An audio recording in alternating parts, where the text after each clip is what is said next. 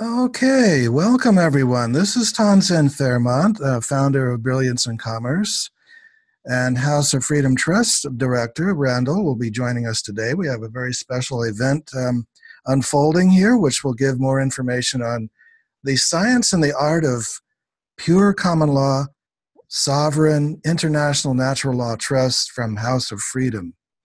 So thank you for joining us. This is Wednesday, March 7th, 2018. This meeting is being recorded, and so there will be playback available and announced in our newsletters. Here are some of the projects we have for those of you seeing visually the screen. We have House of Freedom International Natural Law Trusts, Liberty Debt Elimination System, affiliations with a number of other special offers such as wealth from your FICO score, credit repair, gold purchasing concierge, offshore asset protection, Monaco Management Group, wealth management, cryptocurrencies, and so on. These are all topics that are discussed from time to time in our show. So I am a member of Board of Advisors of Monaco Management Group, and I've been a speaker on radio shows and former offshore investment seminars, and the author of the 1997 book, Sovereignty Consciousness, and a forthcoming new one called Cosmic Renaissance. Today, March 7th, we have our Brilliance in Commerce Trust webinar, and the next one will be in April 11th, and then May 9th, and we'll, for this foreseeable future, do these once a month. The website is ideally the one of the affiliate who referred you. So primarily, go to the link of the affiliate who introduced you to us. If you do not have one, then houseoffreedomtrust.com is one that can always be used in the future. So you put dashes between each of the words. So house-of-freedom-trust.com. All right? And I would like to share with you the newsletter information. Subscribe to the Brilliance in Commerce newsletter published by La Verite. And again, go to the houseoffreedomtrust.com site with dashes between each of the words and click on More, and then Newsletter Sign Up. For those who are here by telephone and need telephone support or don't have convenient access to the internet, our number is 360-200-7521. I'm seeing a comment in the chat here from Steve saying there's audio interference. However, we do have everyone muted, so there should not be any interference coming through. And now I see you say all good, so hopefully it's no problem. Thank you for the message from James. Welcome. Welcome, everybody. We'll get into an interactive part of the webinar later with questions and answers. I hope that you have the instructions from the newsletter on how to raise your hand. Those of you logged in by smartphone or computer with the visuals can click on the raise hand when we open up the webinar to questions later on. Then, of course, by telephone, I believe it's *9. The intro for those of you fairly new to this, to our trust, is just to give you an understanding, a brief overview, that our International Natural Law Trust is how the cultural creatives, the change makers, the conscious wealth managers, and contributors to the Golden Age are quietly transacting sacred commerce through an advanced asset protection instrument, previously a best-kept secret of the super rich. Peaceful people, and we use the word peaceful because we hope to invite, and thus far we've been very fortunate in attracting those who are involved in creating a peaceful world, can benefit from operating one or more of these trusts, which concentrate the best asset protection secrets of the elite into the fewest words and simplifies the language so as to minimize legalese and maximizes common politeness and understandability. These trusts can be operated in most countries anywhere in the world. Trust clients may become either trustees or creators, beneficiaries, and managers. These international pure natural law sovereign irrevocable trusts have no income tax filing requirements. They are infinitely flexible and can be adapted to any ethical, lawful, and noble purpose. They have a 100% success rate, meaning they have never been penetrated or invalidated in over 3 decades of use.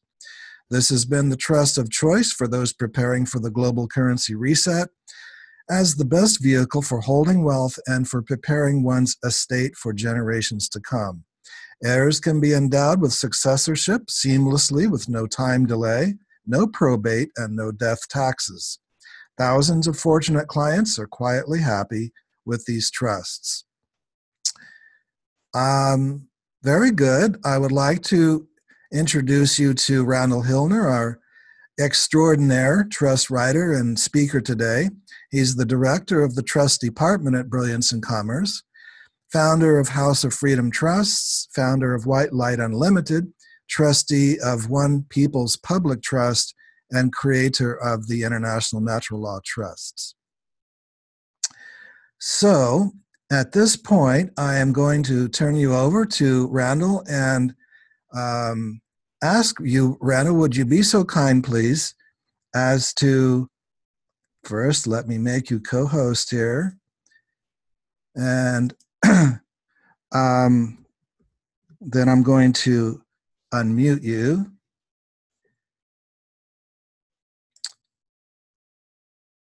And ask you to please give us a recap of the entire last, well, a very brief recap.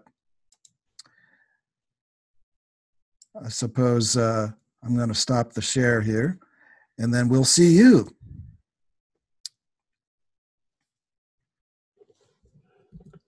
You're on the air. Please go ahead.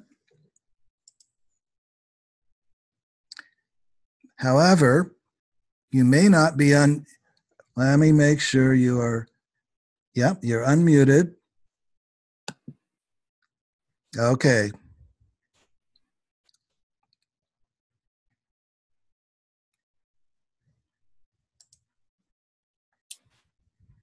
So go ahead, you are on.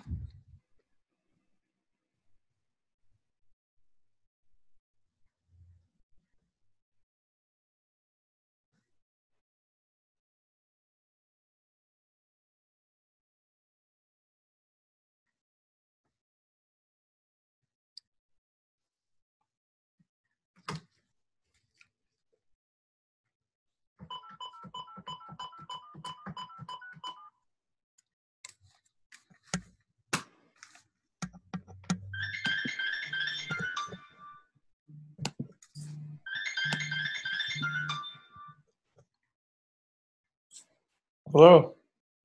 I've been asking you to speak. You're on the air. Okay. So, welcome everybody. This is Randall, the island of Kauai in the middle of the ocean. And I welcome you back. I know this is our third or fourth meeting, and we've been talking about the origination of trust work, where it came from, what it takes to be the creator. We talked about being a trustee. I think we talked about being what happens to beneficiaries. And what I'd like to talk about this week is what it takes to be a really good trustee. And basically, trustee has to be prudent and honest and make sure that the assets of the trust are well protected. It's a prudent investor rule is what they call it now. And that means is that it's your responsibility as trustee to take care of those assets. So if it's a piece of property and you're a trustee, then you need to make sure that proper insurance is on the property if you're doing an investment. And it's important that you as a trustee, you make sure that the investment is sound, and depending upon what the grantor or the creator of the trust desires, what kind of either very aggressive investments or very conservative investments or anywhere in between. So that is how it goes in a sense that way. So it's just, you need to be first, if you're a trustee, your first duty is to the trust and to the protection of the assets. So I'm not getting any slides, but I'll read some notes here and we'll go from that. Randall, did you finish your recap of the last webinar? Basically we talked, I think the last webinar was about the trustee powers, meetings of the trustees, and basic parameters for what it takes to be a trustee. And I just am starting today with the fact that it's the duty is to be of high standard and good faith, like any individual. If you're a guardian or you're an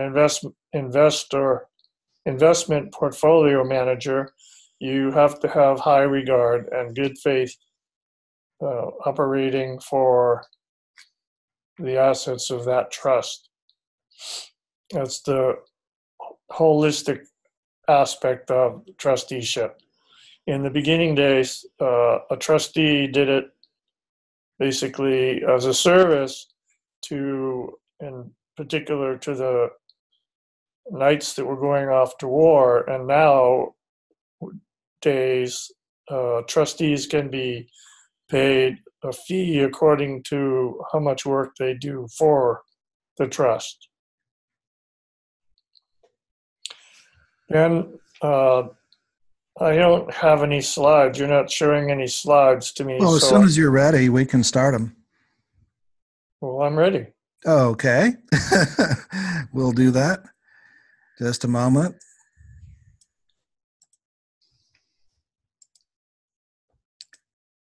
Okay. Here's the first one. The role of the protector. Yeah. This is an option that the grantor or the creator of the trust has. And the protector is the one that steps in if there's any kind of malfeasance or lack of prudence on the part of the trustee, then the creator has the option to appoint a protector.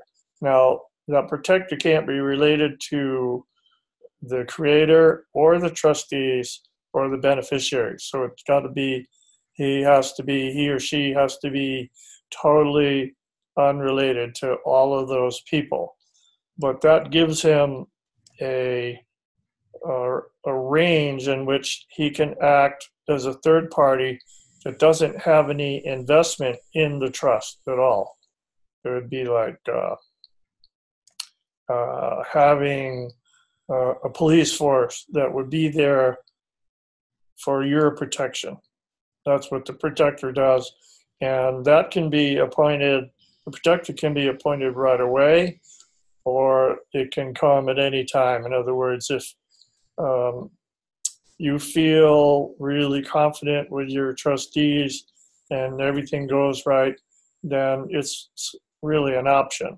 And if anytime you feel the trustees or one trustee is going astray, then the protector can come in and release that particular trustee or even both trustees, but they have to reappoint people that are, one can be related, but if it's say it's a non-related trustee that's not doing the right job, then he has to be replaced by a non-related trustee from that on. You always have to have and you have two trustees, one trustee has to be unrelated to the grantor.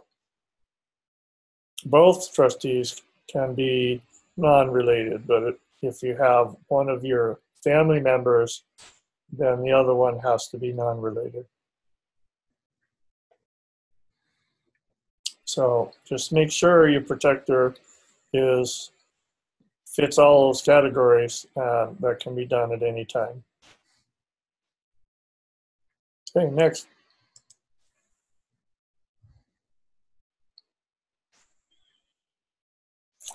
Management. Okay, management is how you want to have the trustees take care of the assets in the trust.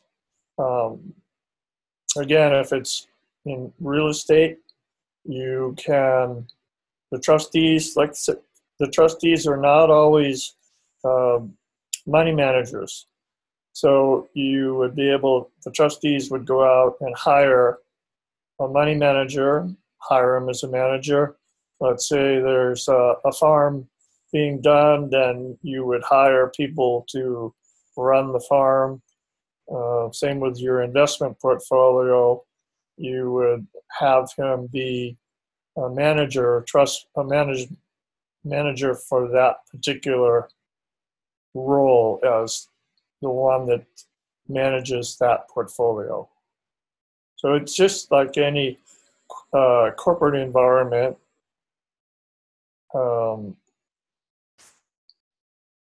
And you have micro management all the way down. Vice president, treasurer, secretary, all those things can be taken care of, and they're appointed typically by the trustees. Okay.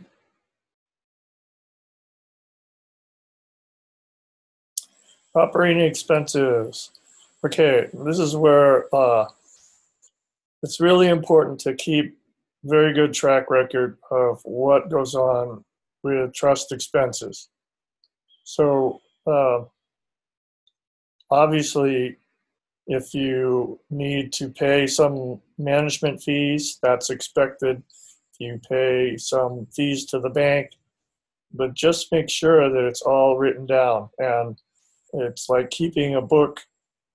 It's like hiring a bookkeeper. You could actually hire a bookkeeper to take care of the expenses.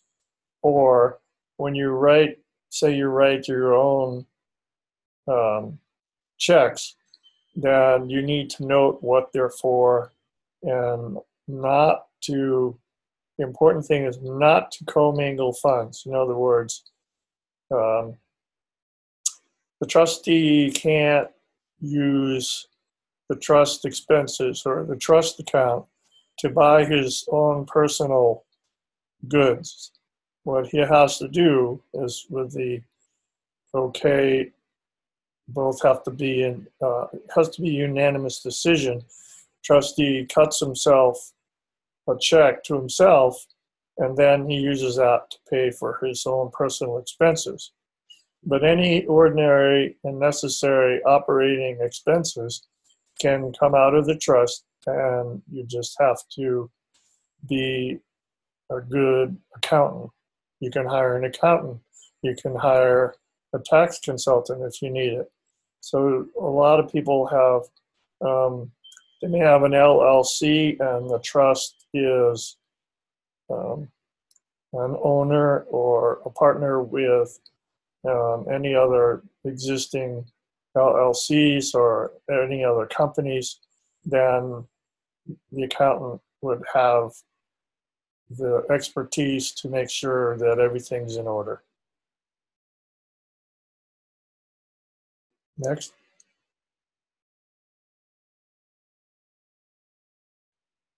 Okay, the duration of the trust is basically writing the trust states 21 years plus the lives in being. So a lot of people get confused on that sometimes. And lives in being means that, let's say the grantor is wants to retire and he has a family, has children, maybe even grandchildren, then the trust would continue in duration for as long as that child, that's the last child, is born. As long as he's still alive, then the trust would continue for 21 years. Then after that, let's say, well, because what happens is maybe those grandchildren were born during the grantor's lifetime, and they go on and they get married and they have children. Then it can go on for that, continue to go on for at least 21 years. And at the end of that, then the beneficiaries and the trustees can all choose to either extend the trust for another 21 years or to just dissolve the trust, and all funds in the trust would be given to all the beneficiaries in the ratio or the appropriate amount due to them, depending on how much beneficial interest they have, etc. And that's why some of the larger families continue to have multiple trusts, because say at the end of the 21 years, they want to continue, but they want to break it up. Maybe there's 5 families now that are still running their own, and they may take that appropriate step and each create a new trust to receive the assets that would be coming to them from the first trust. And it goes on and on and on. But that's the option everybody has. And Rockefellers and the Kennedys have obviously multiple trusts and multiple situations to handle the funds that they have. If you're an entrepreneur, I have a client that I talked to today, and he's expecting significant profit in his business, and he wants to make sure that his children and family, other parts of the family, are well taken care of as long as they live. So the duration is at 21 years after that last person dies, and then people have the choice to continue or to dissolve it. Next. Right into the questions.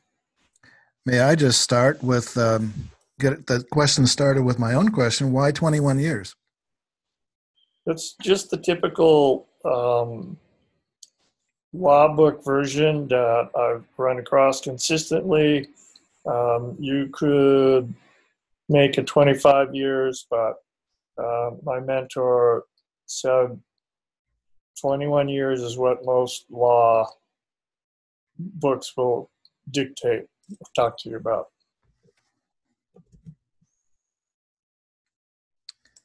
It has to have a timed ending, and then it can go from there. So everyone, you have 3 ways of raising your hand. If you're on the telephone, *9. If you're on the video, click on the raise hand icon or type it into the chat.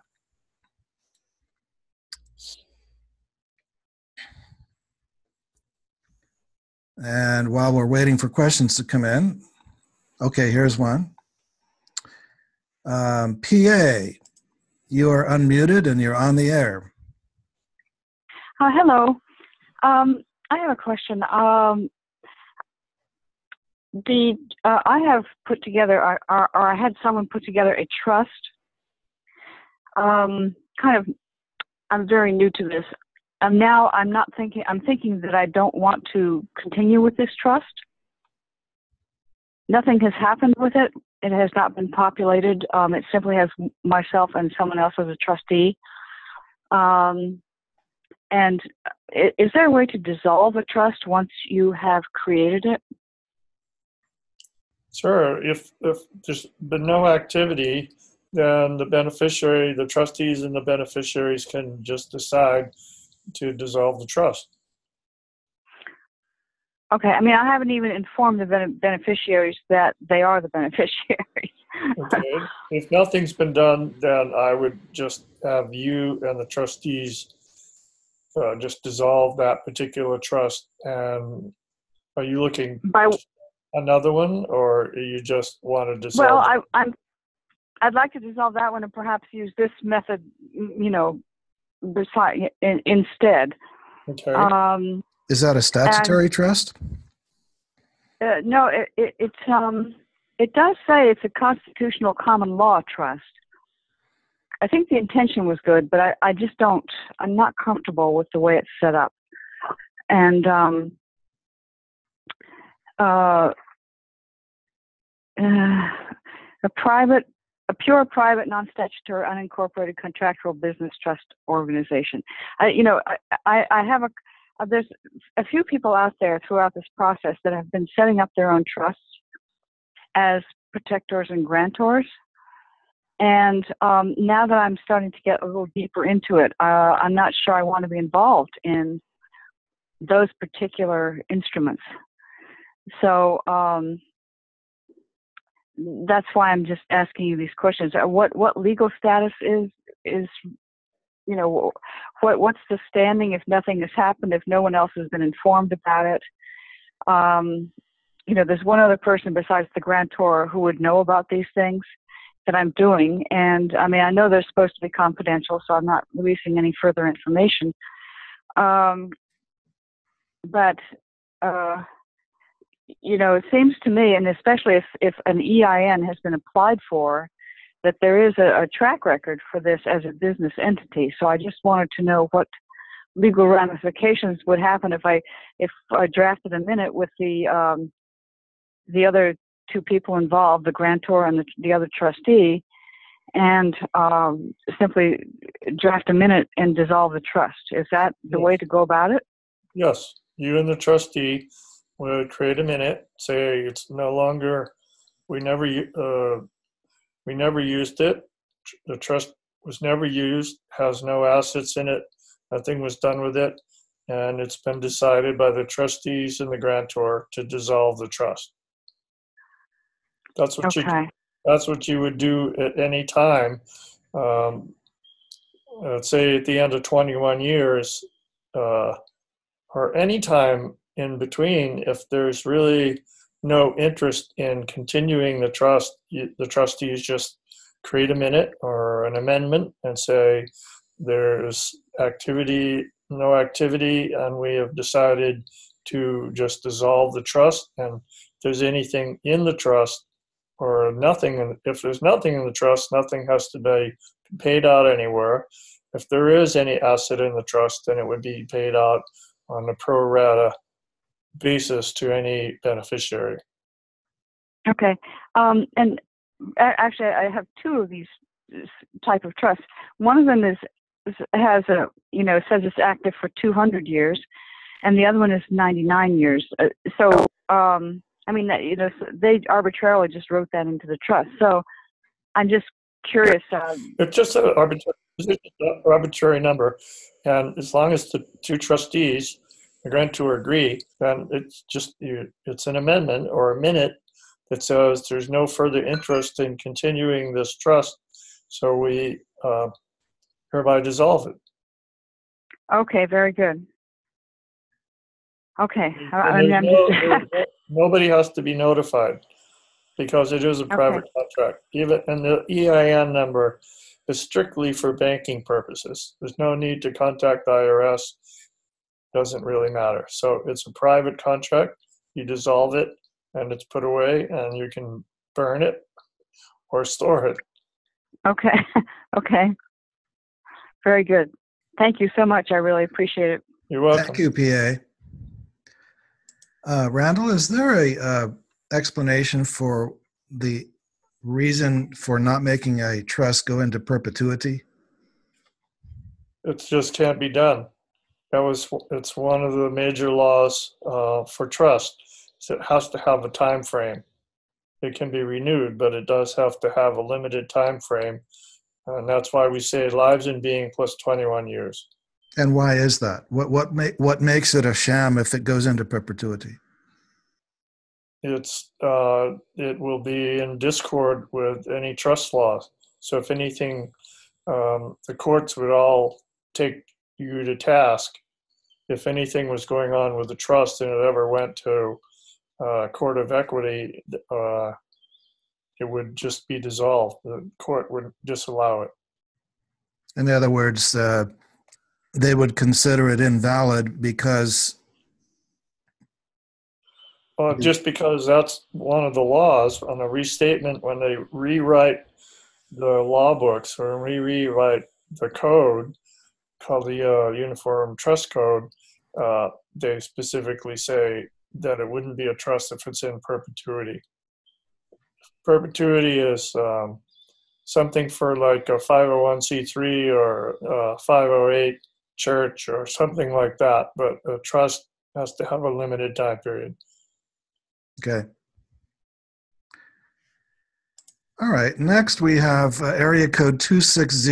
You are unmuted, and would you like to state your first name and your question? Yes, my name is Jay. Hi, Jay. And, I don't really have a question, except I do have a comment that may be advantageous to everyone on the call. A couple of weeks ago, I got a newsletter from you, from Brilliance and Commerce, and it suggested that one of my resources might be the art of passing the buck. And I spent the money and bought myself 3 copies of it, and I got it over last week, and I've started to reading it. It is fantastic. It gives some history of trusts, and it lays a basic foundation. So I would suggest that anyone who feels they don't know enough about their trust and who's going to be working with the trust and in the trust, either as a trustee or a manager or whatever, they should read this material in passing the buck. Now, it's kind of expensive. I think it's $45 or $50, something like that. But anyway, I think it is very good. And that's one book I will probably read from front to back. I'm so far gotten into chapter 6 or 7. And I'm excited about what's there. So anyway, I just wanted to make that comment. Thank you so much. I'll ask you a question. Do you have the second volume? No, I don't have the second volume. I just bought 3 copies of the first one because I want my other, whoever turns out to be my other trustee and a couple of other people that will be in my team to read that. And I do eventually plan to get volume 2 because of all the case law and stuff that's they say is in the back or in it. Right. So I will be purchasing it. It's kind of expensive. It's like $600 for the second volume. So right. It's I've read them. I have both volumes, and I've read them twice each, and I have spent another $3,000 in law books just on trust. So there's extensive material out there. Passing the buck, the first volume, gives a general overview, and I think is a good source. The trust manual, the manual that Townsend has written, is also really good to start with. Keeps it simple. Volume 1 of Passing the Buck. There's other, well, the more intricate you want to get, then you can spend as much money as you want. But then you have to stay updated with it. But that's a good place to start. So thank you for that comment. yeah, thank you. I just wanted to make that because I've been impressed with what I've read so far. Thank you, guys. We really appreciate it. Thank you so much. You're quite welcome. Thank you. Okay. We have in the chat, there are a number of questions. Are there classes specifically that teach how to be a good trustee? Sure, go to law school. No, I think this is part of it right here. this is part of it, what you're getting now. And like I said, the books, a couple of the books, the trust manual that comes with a trust, I think Tanzan actually has included most of it in his long trust book. And so you just keep going over it. And I guarantee when you get your trust, if you read it, you're going to need to read it 10 times before you really get the essence of what it all means. So there's so much information in the trust document itself that it will keep you busy for a while. But getting outside research done also helps. You can go on the web. There's a couple of websites available that give general views, but a lot of the stuff on the web is statutory. So be careful how you interpret anything that's statutory, especially that's why I recommend that you not have a lawyer as a trustee, because automatically becomes statutory for the fact that the lawyer is under statutory obligation. His first obligation is to the court and not to the client. You mean a bar licensed attorney? A bar licensed attorney, that's usually, that's what I would call a lawyer. Well, we have what we call common law lawyers who are not bar licensed. Well, in that case, yes. In that case, maybe, if you can find, if he's versed in trust law, then fine. If he's just a scholarly lawyer, he may not have any experience in trust law. And maybe the Passing the Buck book would be good too for those who want training, huh? I think the Passing the Buck is good. It gets a little complicated. Volume 2 is very complicated, and it takes some minute understanding of how that works, although that author is it's got a pretty good understanding. So yes, that would be good. All right. Next, about the duration of the trust, Steve asks, so is it 21 years after the last grantor dies? There's only one grantor. But there may be many beneficiaries that go out for all right, let's go back to that. Well, wouldn't it be, let me just interject this, wouldn't it be the 21 years measured from the inception of the trust when it's first written and created? It depends on how many people are already alive in his family. The grantor has children, and they may have children. They may even have grandchildren. So it's 21 years after that grandchild dies. Of the grantor? Yes. So it's not 21 years after the grantor. And once the grantor dies, it's all up to trustees and the beneficiaries to keep it going or to dissolve it. So people have asked me, well, can you replace the grantor? No, the grantor basically is the one that creates the trust, and he relinquishes all control of the assets that he puts in to the trustees who hold legal title to that asset, and the beneficiaries have equitable title or beneficial interest. So there's only one grantor. All right. And Sarah writes, I have no children and no husband. That means that when I die, the trustees should renew the trust in 21 years? Only if you, well, what would they do with it if you don't have any beneficiaries? If there's no beneficiaries, then there's really no need to continue the trust. So it would be, you could have it part of your estate, or you could say at the end of my time, then I would like any assets to be donated to such and such, or whatever you'd like to do with it.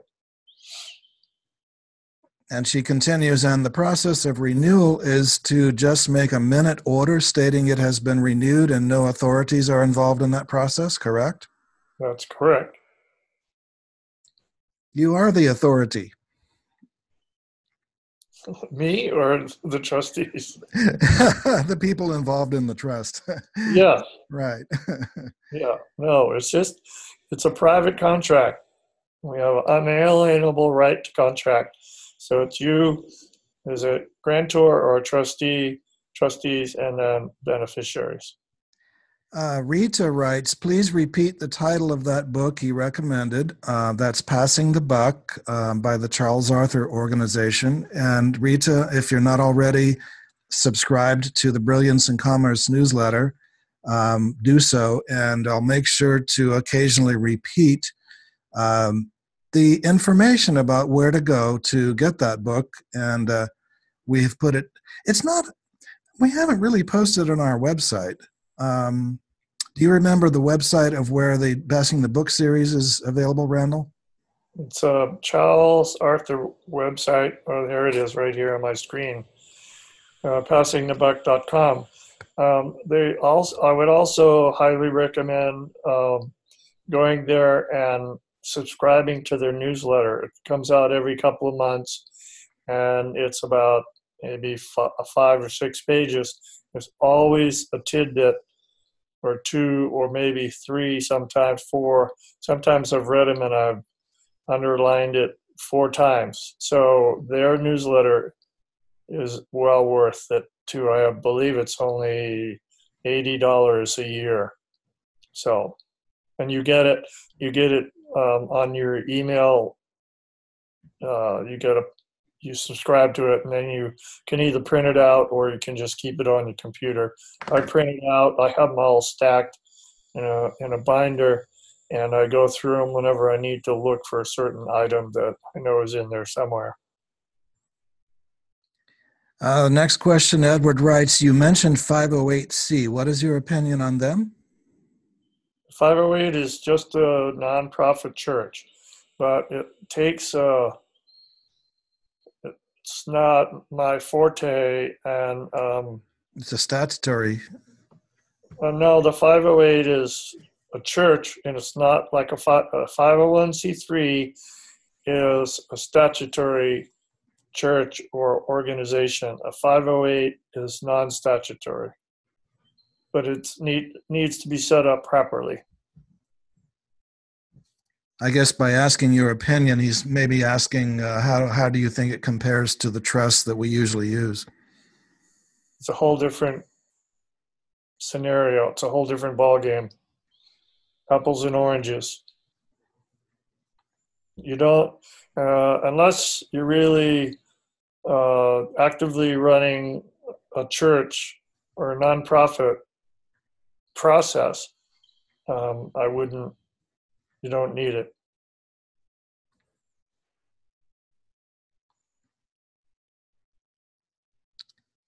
Sarah, I don't know if this is a complete question. She just says beneficiary is another trust.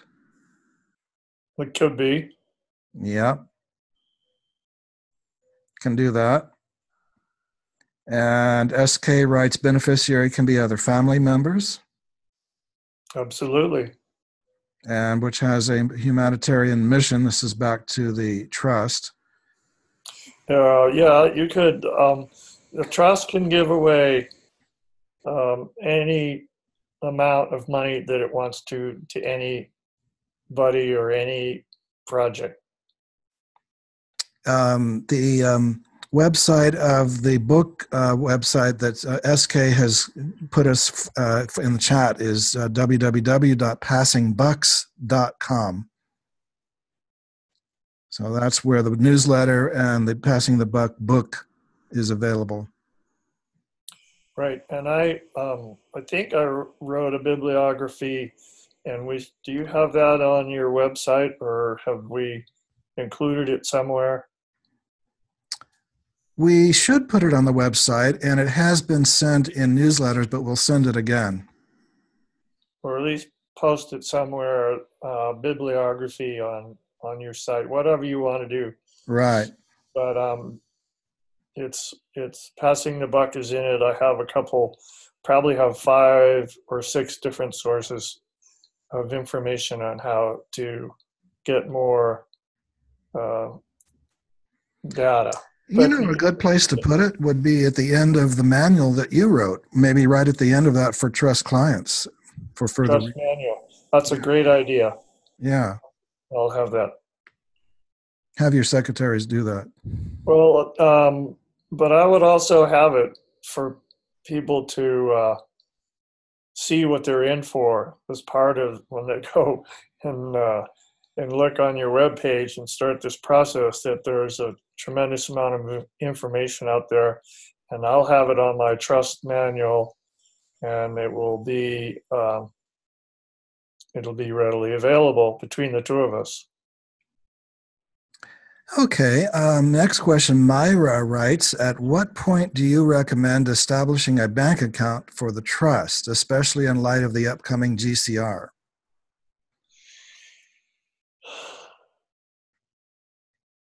If you're mostly setting up the trust to receive the exchange, RV exchange, then I would not open up an account. You don't need it. All you're going to do is pay the bank $10 or $15 a month for a checking account. So there's no need for that, because when the exchange happens, it's going to be a whole different process. And a lot of banks won't be able to handle the potential amount of money that you'll be receiving, depending on how much currency you have. Unless there are other uses for the trust before Sure. the GCR that the person may have, right? Well, sure. If you're going to put your house in trust, you're going to have a bank account to pay operating expenses and management fees and et cetera. So yes, if you are using it other than just waiting for the RV, then do that. But you're going to need to take both trustees with you. The bank may or may not, if you're the grantor and the manager, the bank may or may not allow you to be a signator on the account. Some banks are really easy about it. I know Wells Fargo is a stickler for only having the trustees be the ones that sign the checkbook, but that doesn't mean that you can't work it all out. In other words, the trustee could sign a number of checks in advance, and you could hold the checkbook and use it for what you need it. But every time you do that, I highly recommend that you email the trustee and say, I'm using this expense for this particular process that involves the trust. And then, as a manager, let's say if you're the grantor and you have two other trustees, you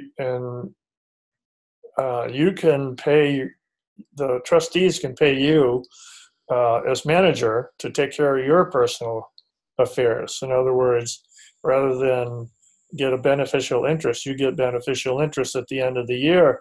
Let's say on a monthly basis, you need so much money from the trust, then they can pay you a manager's fee as well. Okay, Robert writes, is beneficiary limited to actual family, or are others included, such as friends you choose? Of course. Anybody you want to have as a beneficiary is allowed. Basically entirely up to the grantor, right? Absolutely. That can be organizations, other trusts, charities. It can be family, it can be friends, anything you believe in that you want to see supported, right? Sure. Especially if you're in it and the RV, for the RV, and it does happen, then you're going to have enough funds to pass around to a lot of people. And for anyone who's listening and doesn't know what we mean by GCR and RV, we're referring to the global currency reset and the revaluation of currencies. Okay. James says, I think the 508C is an organization with a tax exception as opposed to one with a tax exemption. I would say that's not true. It's totally tax exempt. The We might, 501c3 has to file paperwork. It's basically doesn't have a tax, but it must file paperwork every year. Whereas the 508 does not have to file any paperwork at all. okay. Josanne writes, if I want the full control of my trust, can I use a friend to become the grantor of the trust while myself choosing the role of trustee? Yes, as long as there's another trustee with you and you're not the only beneficiary. And the other trustee is not related? Correct.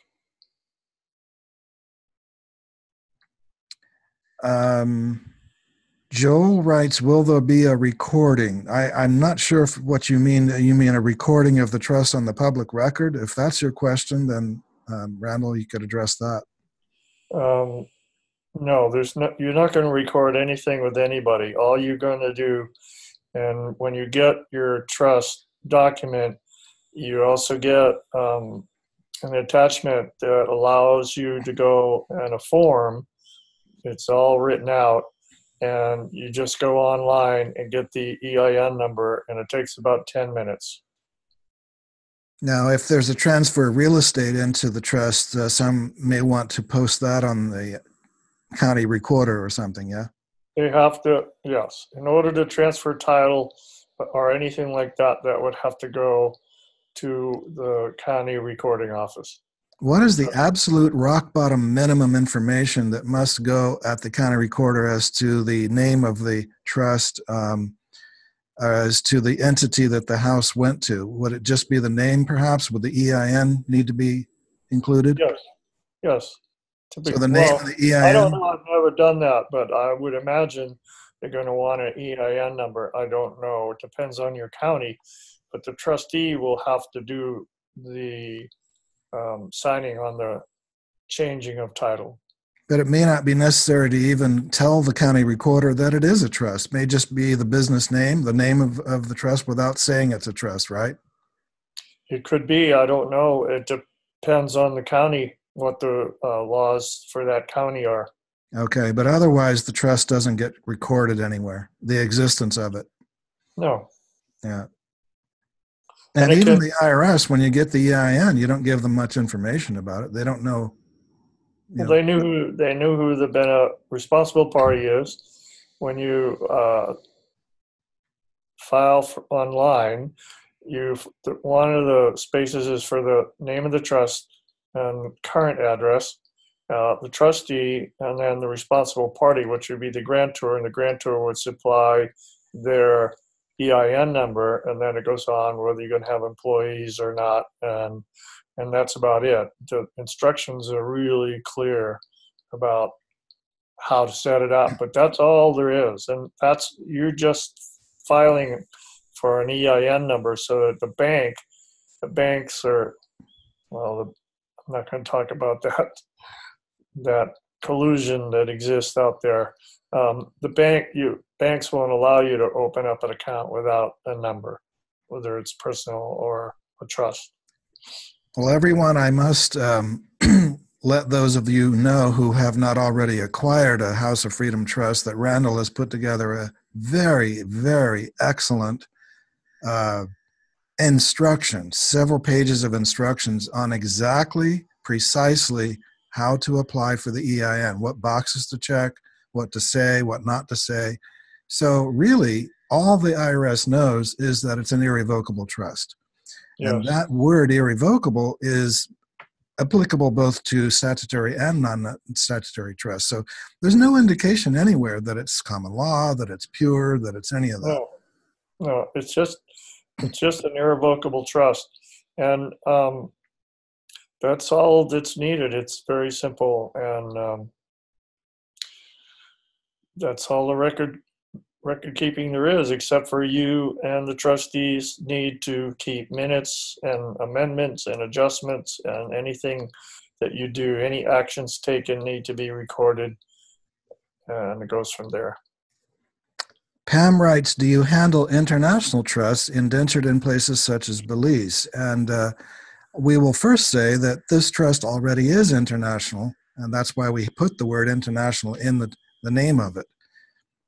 It has no limitation as to its jurisdiction. It's basically global. But do you want to address additional points on that? Well, I think some countries are don't have common law, but I think there's no country that I know of that doesn't allow for private contracts. I think private contracts exist all over the world, whether it's shaking hands or writing out a document, whether you use the word trust or private contract doesn't really matter. So we have clients in Europe and in Australia, in South America, Central America, Canada. So they're spread around. Basically, this is just my personal opinion. I don't think someone needs a trust in a friendly jurisdiction like Belize that is under their laws, because that's statutory, even though it's friendly, maybe it's tax friendly, has no tax requirements, but it's still statutory. And they could change in their parliament or their Congress the laws next year and invalidate it or change it or make it more restricted. That happened in the Bahamas. It's happened in many places. Right. So why go with a statutory trust even in a good place when you could use one of our House of Freedom International Natural Law Trusts that no Congress and no Parliament can outlaw or change? Right. Yep. There's no reason to have something that's just very local, and the location of the trust can happen anytime, anywhere you want to go with it. All you do is you note the change of address in the minutes.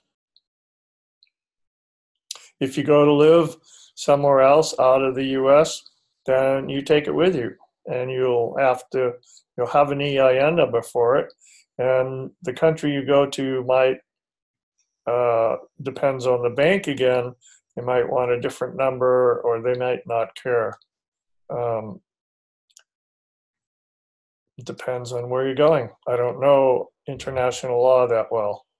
Yeah, ladies and gentlemen, a lot of countries have accepted the American IRS EIN on a trust to open an account just because, I don't know, they respect the U.S. or something. They don't care. They don't need some local number.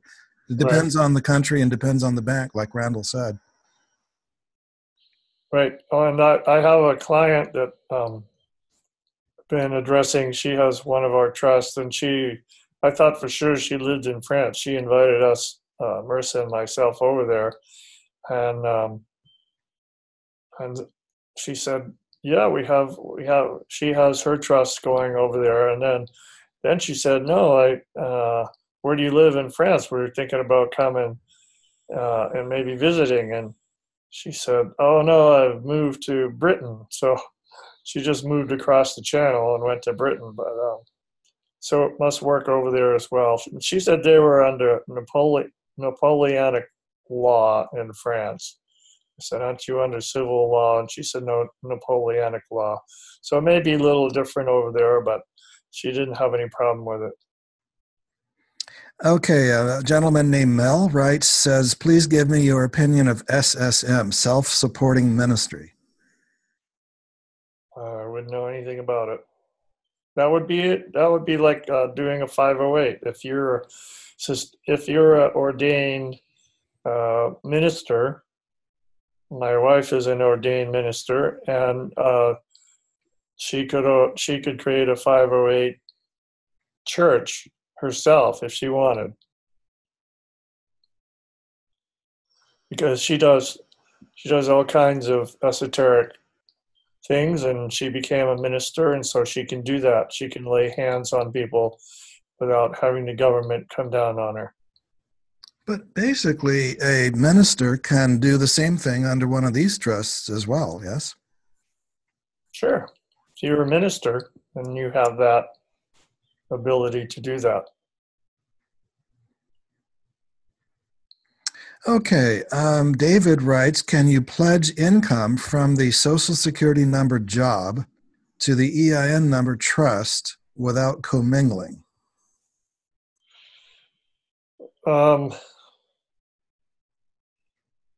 It depends on the job you're in.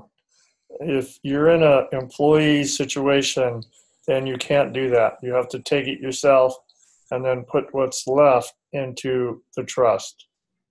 But I don't think the employer will let your employee situation go to the trust. That would be dependent upon whoever owns the company.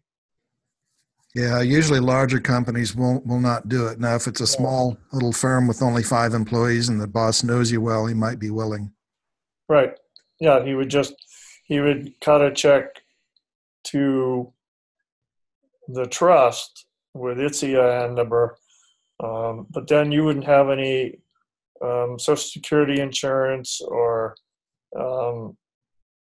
stuff like that. So you have to decide. That would be a case-by-case decision. Yeah, and then the trust could turn around and cut a smaller amount back to the individual, perhaps. Yes.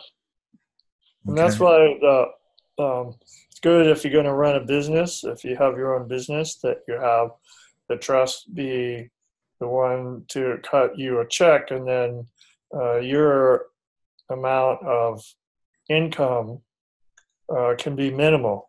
So you have minimal tax liability. Anthony writes, can we have as many of these trusts as we can afford? Absolutely. However,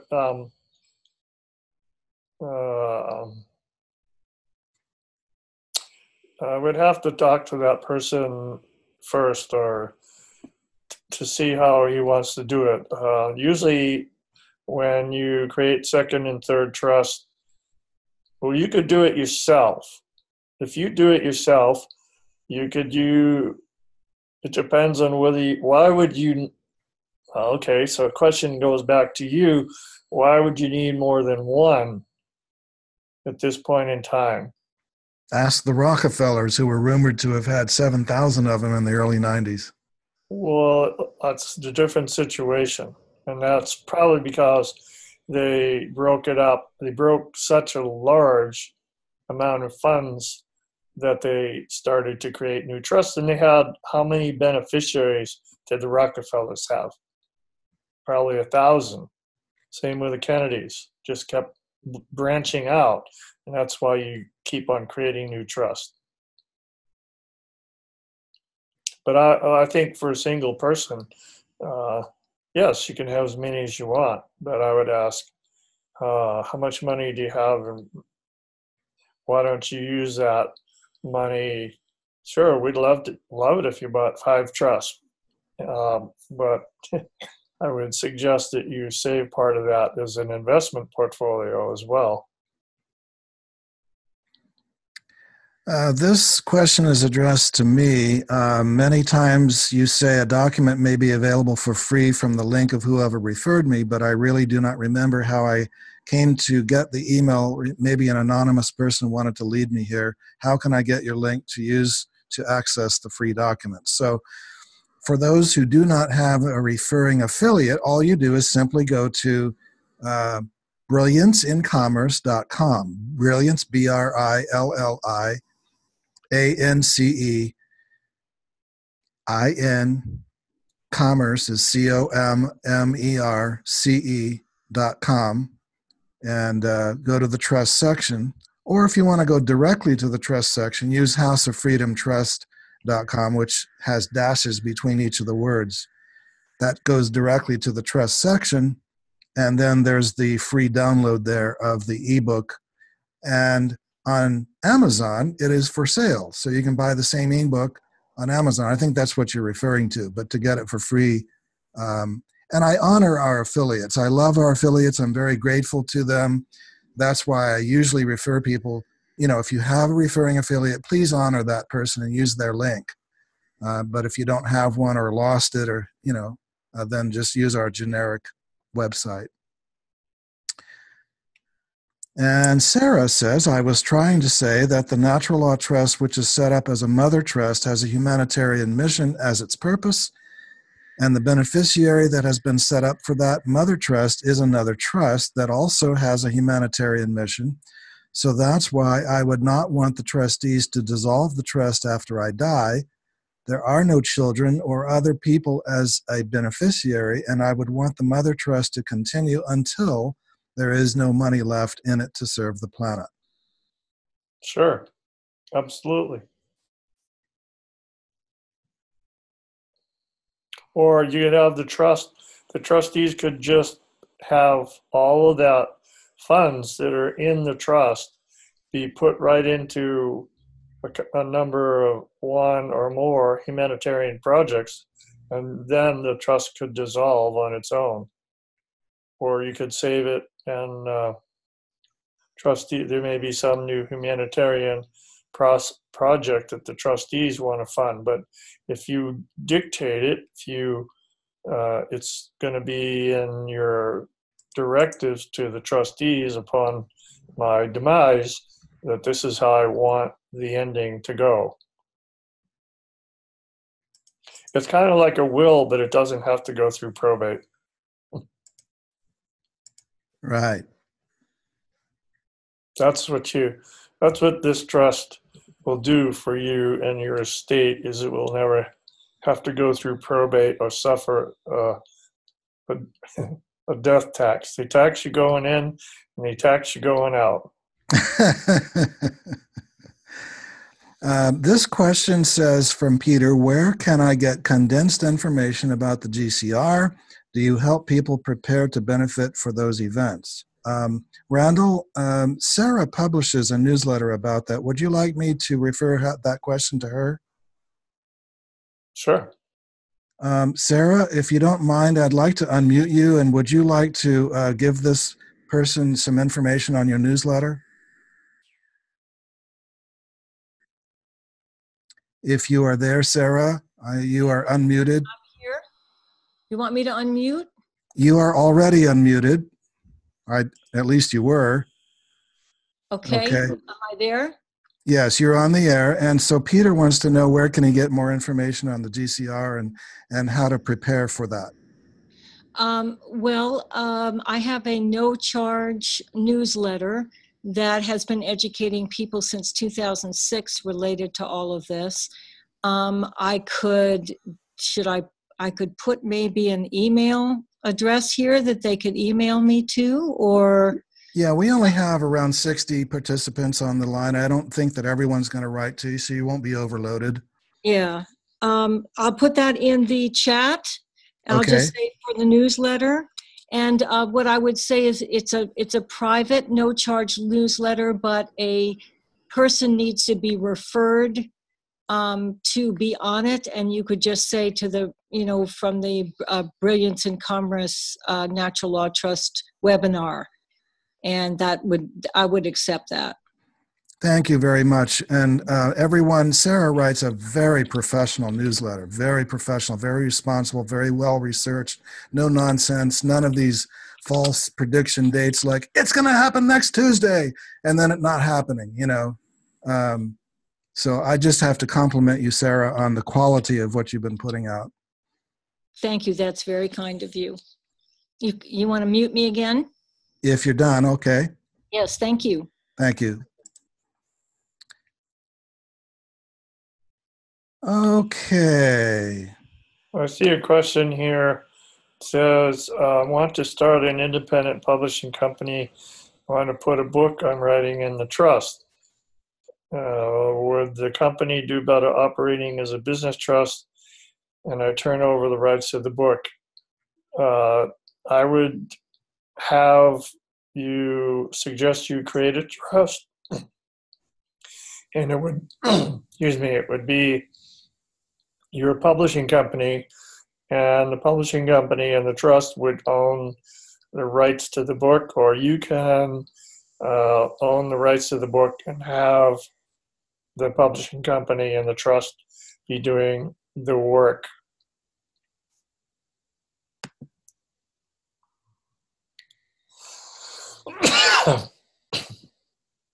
Excuse me.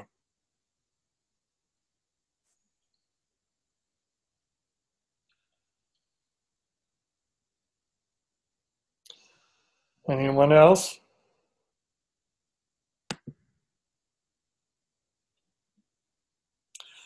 Thank you, Sarah, for offering your newsletter.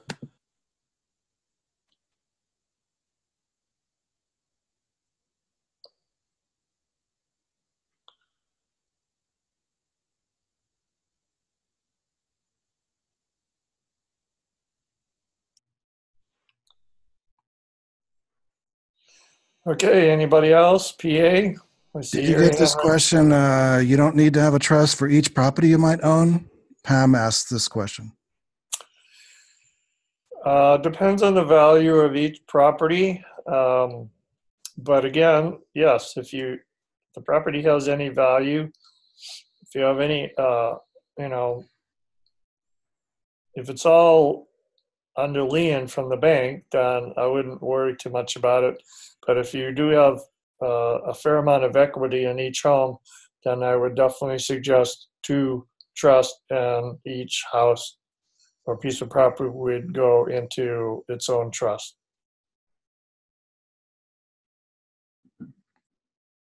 David writes to the commingling question, I tried to change my W-4 from my SSN to the EIN, and they would not accept it. It was a large truck driving company. Yep. Yeah, that makes sense. They don't want that. Yeah, they want to keep their slaves. Well, they're under the scrutiny of the IRS a lot more than the individual. Right. Hulda writes, hi, Hulda. I was understanding that you need one trust for the holding of all the funds or the mother lode of the money, and then you need another trust for philanthropic purposes. No, you can, because the trust can can donate as much as it wants to any project.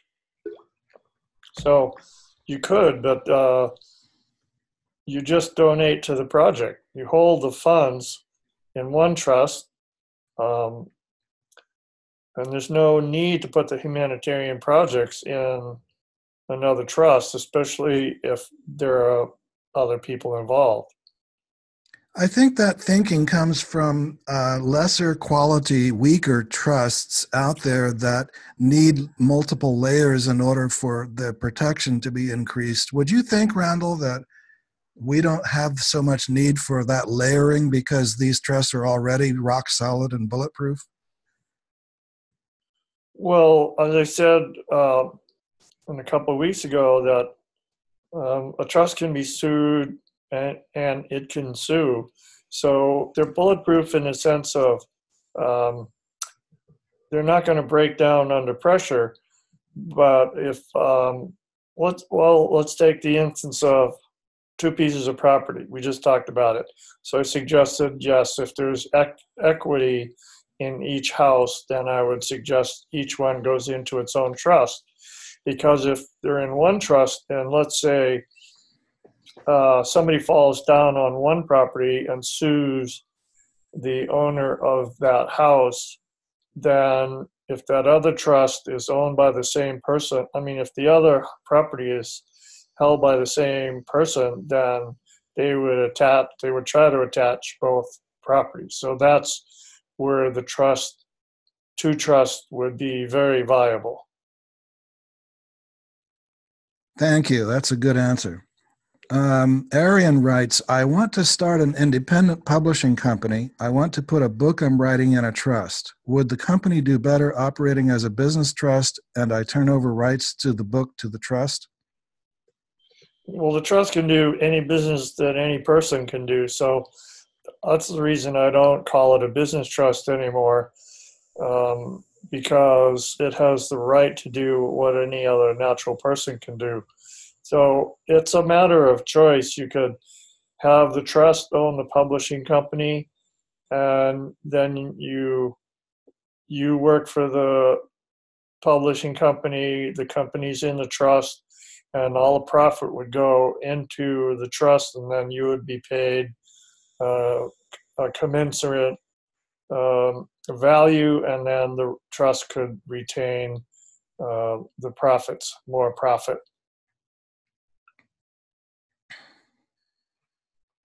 Yeah. Let's see. A friend offered a revocable common law trust as a best option in preparing for exchange. Your opinion, please? Oh, a revocable trust means you're the grantor and the trustee and the beneficiary, and that gives you no separation from your assets, and it's all up for attachment. Revocable trust, all revocable trust does is it avoids probate.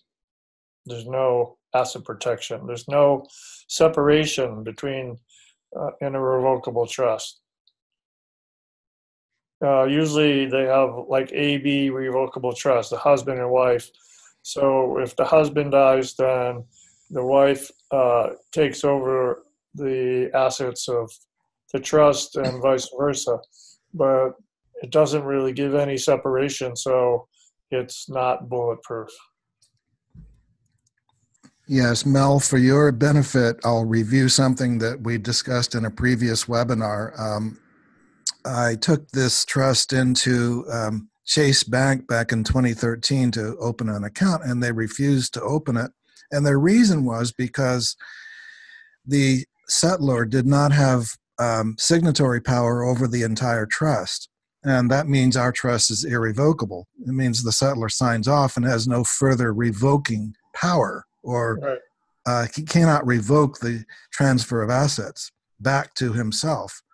And I called up Randall and told him that, and he almost fell off his chair laughing, saying, of course they would like to have it revocable, because that way it's a lot easier to penetrate.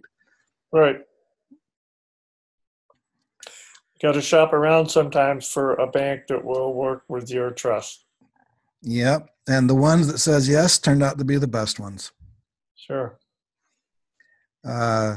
If someone gives you a valuable asset and you transfer it to a revocable trust, and then you have a judgment against you, that judgment can force you to revoke it back from the trust and give it to them. So that's why I don't think they're worth the paper they're written on. Exactly. They'll just attach the trust. But if it's irrevocable, like ours are, then it's inaccessible, no matter even if there is a judgment. If there's a judgment on you, then the assets in the irrevocable trust cannot be penetrated. Right.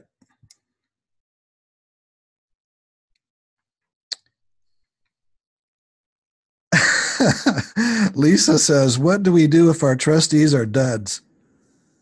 Dead? No, duds, D-U-D. Oh, appoint a protector and get rid of the duds.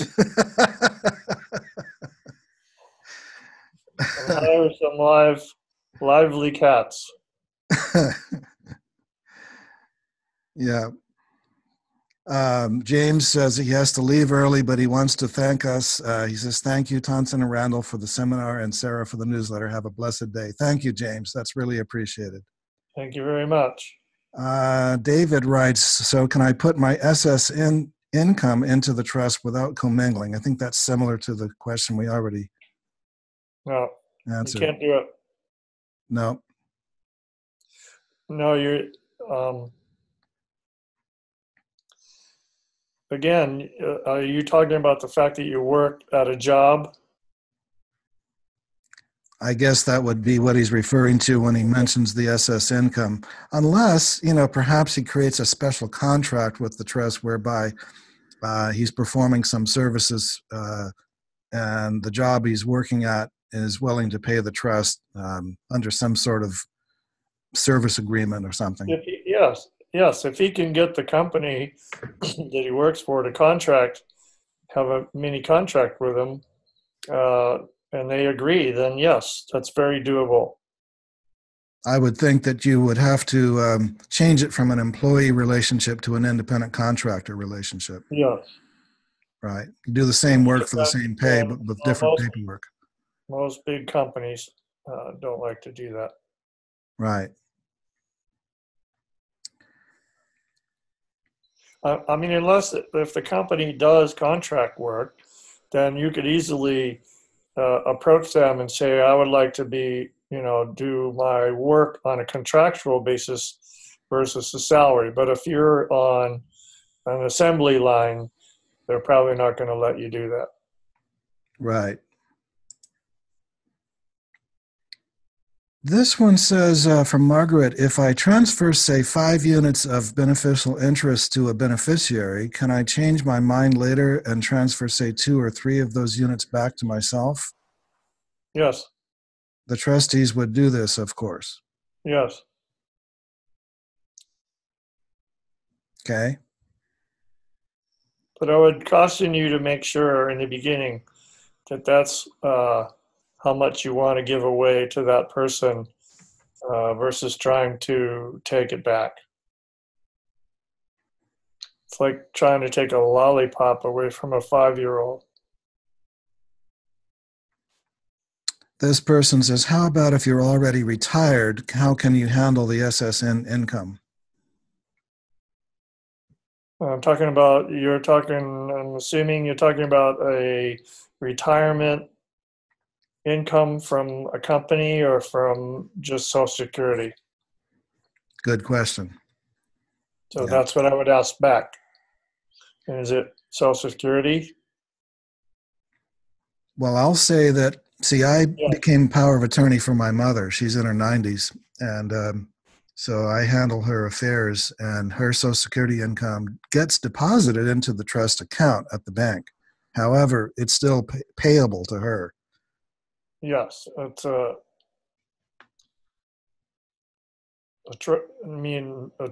in an account in the bank for her caretaking.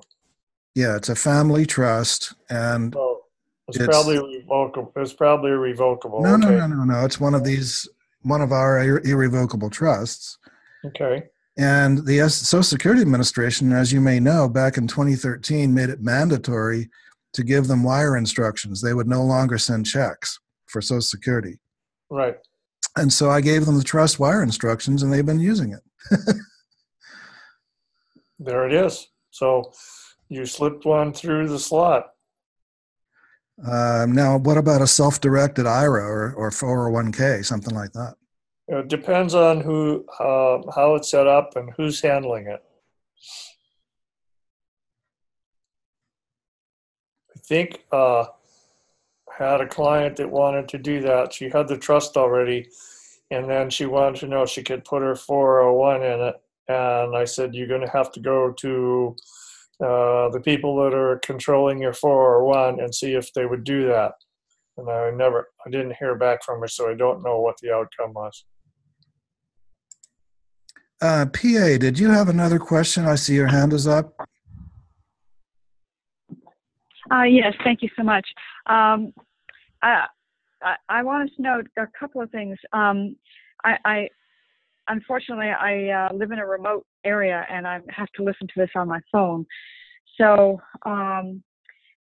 could you possibly give me Sarah's newsletter email? And is there going to be a recording of this session that will be on your website? Unfortunately, we have not gotten it organized with our webmasters to post these on the website. That is one of the forthcoming jobs. We've got a list of things my webmasters are working on, but yes, in the future, we'll be. In the meantime, be sure to be a subscriber to our newsletter. And yes, the playbacks are always published in the newsletters. Are you a subscriber to that? Yes, I am. I'm recently subscribed. Okay, so thank you. You will see the playbacks announced in the newsletters, and the email address for Sarah is SARA Okay. M as in Monday. Okay. A-T-T-O-O. I'm sorry. SARAM and then what? A-T-T-O-O-N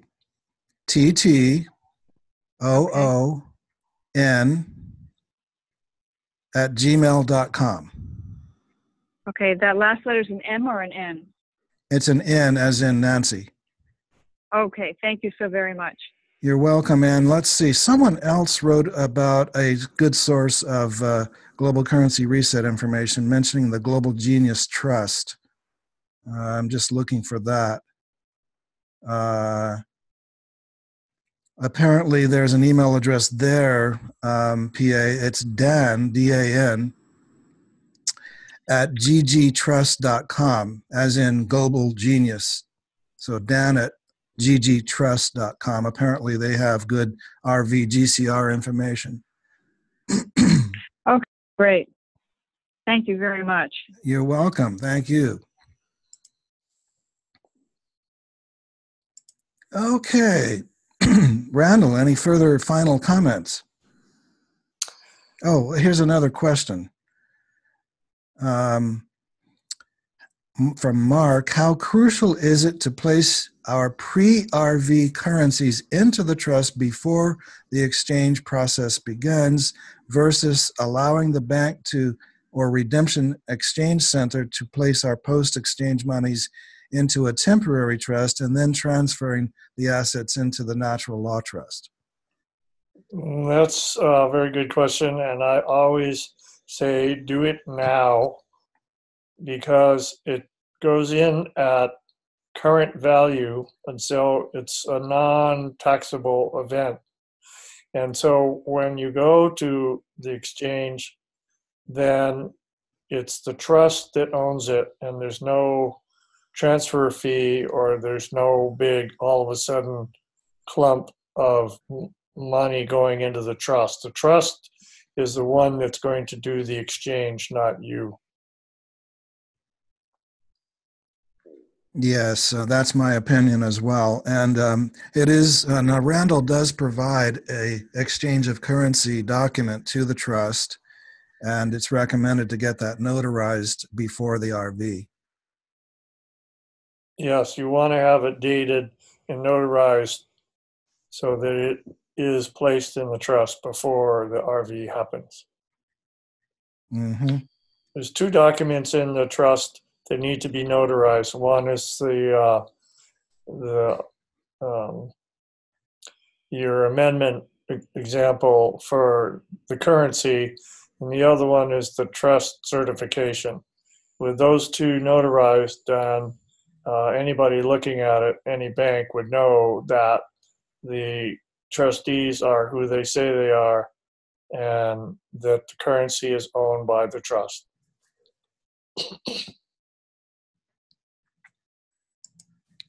So, any any final thoughts?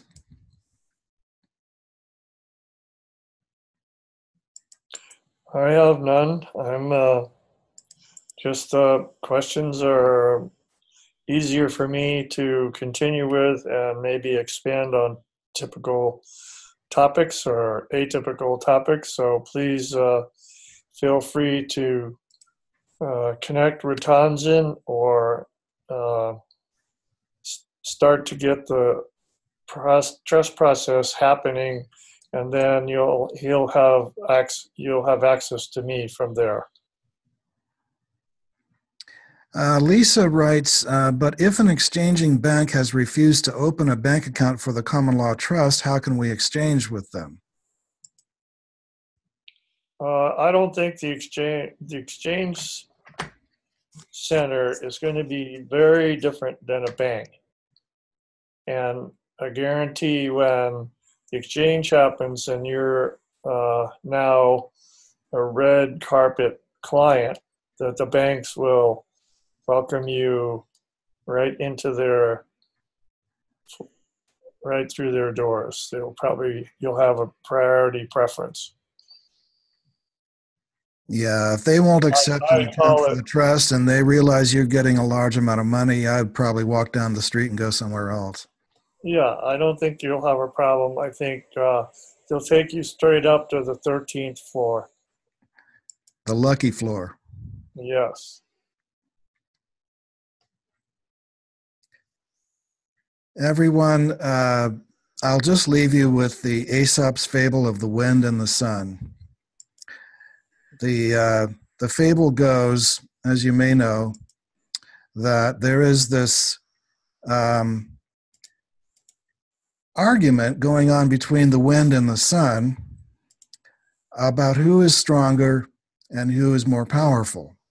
And the wind says, look at me, I blow things, I force things, things move, things fall over, things fly through the air. I'm very powerful. And all you do is just spread a bunch of light, you know? And the sun says, well, okay, let's put it to a test. You see that man down there walking on the road with his cloak on? Let's agree that whoever can make him take his cloak off will be the designated the stronger of the two. So the wind agreed. So the sun says, all right, you go first. And so the wind blew and blew and blew, and the man just pulled his cloak around him more tightly. And the wind blew some more and blew some more and made a big bluster, and the man almost got blown off the road, but he tightened his cloak and he just wouldn't let go of it. And he pulled it really tightly, and finally the wind gave up. So then the sun came out from behind a cloud and started shining really warmly, and first the man loosened his cloak, and then the sun shone some more, and the man loosened his cloak some more. And pretty soon, the sun got really hot, and the man took his cloak off. So the moral of the story is persuasion and kindness are more powerful than force. And may I just say that this is a principle on which the trust, brotherhood, sisterhood operates worldwide. We'd rather trust our friends, our family, our trustees, or even ourselves, if we are the trustees, than the institutions of force that have caused such a plague on humanity. I agree with that.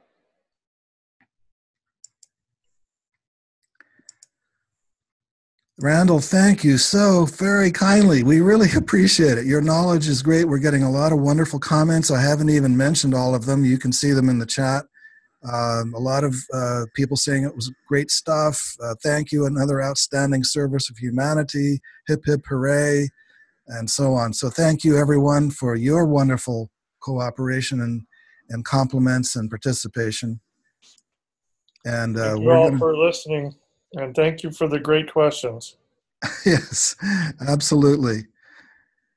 Absolutely. Okay. Well, next month, what is it? April 11th, I believe. We're going to have another one, and we'll announce it in the newsletters. So we'll look forward to our private communications by telephone and email. And in Hawaiian, we'll say thank you, which is mahalo. Mahalo anui loa. Thank you very much. Okay.